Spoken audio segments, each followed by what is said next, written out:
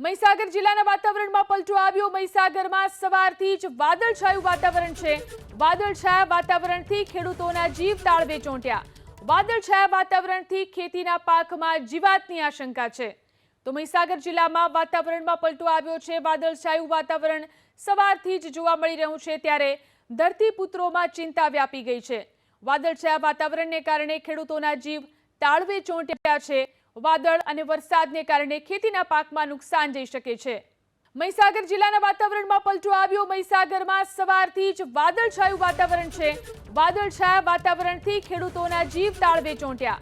વાદળછાયા વાતાવરણથી ખેતીના પાકમાં જીવાતની આશંકા છે।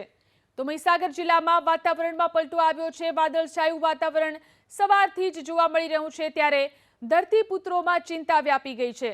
વાદળછાયા વાતાવરણને કારણે ખેડૂતોના જીવ તાળવે ચોંટ્યા છે। વાદળ અને વરસાદને કારણે ખેતીના પાકમાં નુકસાન જઈ શકે છે।